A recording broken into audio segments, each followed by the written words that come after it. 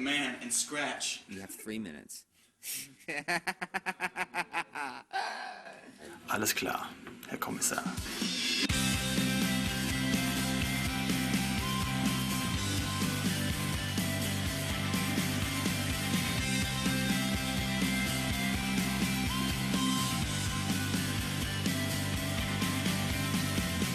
Basically, what we really wanted to do on this album was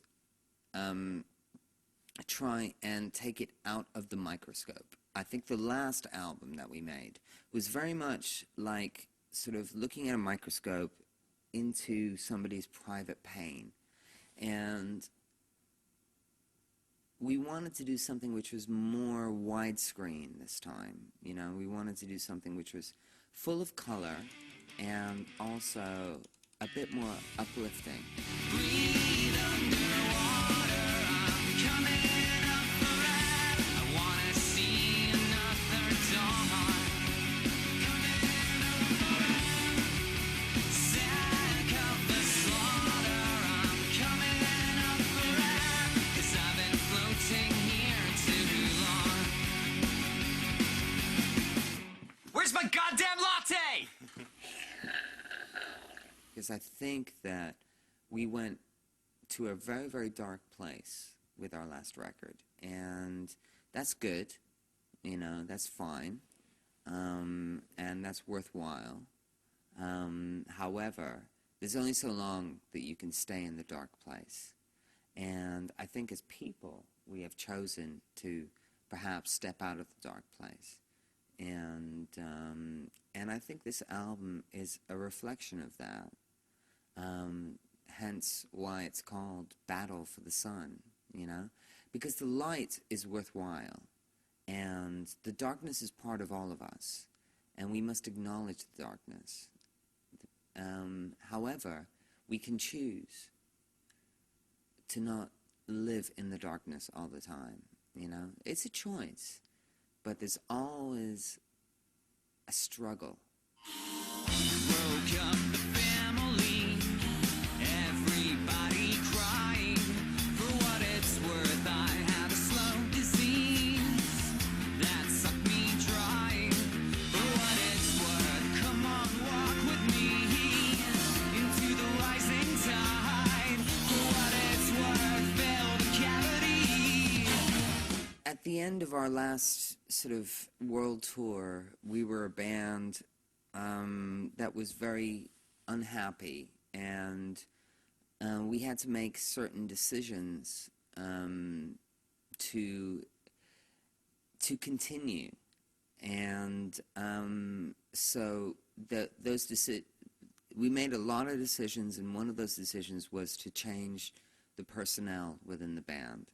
And so when Steve joined the band, we were met once more with a great deal of optimism and positivity, because we had found, I think, a kind of freedom which we hadn't experienced for a few years, and that was important to us, and I think that infused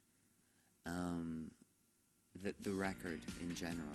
The sound of silence grows as a spider's kiss is laid. The tumor becomes malign, but the kids are doing fine. And as the two of us rebel and damn you all to hell, I wonder, is this all there is? The voice of God is spoken. Ooh, brown love. God is bold. Battle for the Sun is, you know, very, very much a Placebo album, but it's a different kind of Placebo record, you know.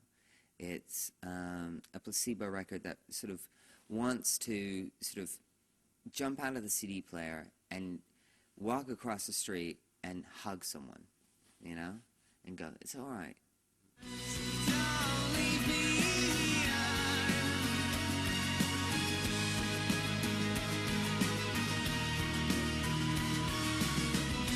Don't leave me here.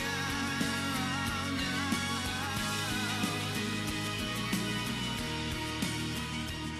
I like to say Vorsprung durch Technik. I think this album is very, very much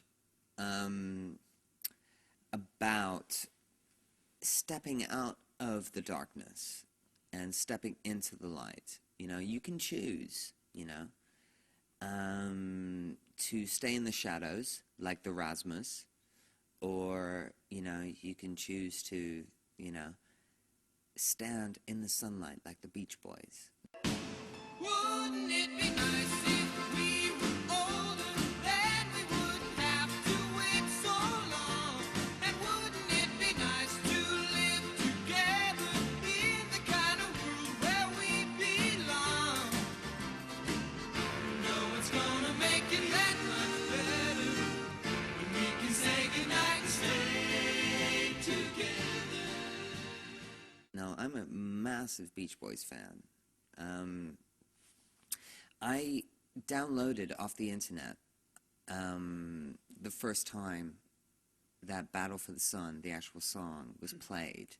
And so it goes into my iTunes, and I listen to it, and then straight after comes Pet Sounds by the Beach Boys. And so I rediscovered, through my own music, I rediscovered Pet Sounds by the Beach Boys. And truthfully, I think that it is one of the most groundbreaking records that it's ever been recorded. And in fact, there really isn't that much difference between Battle for the Sun, our new record, and Pet Sounds.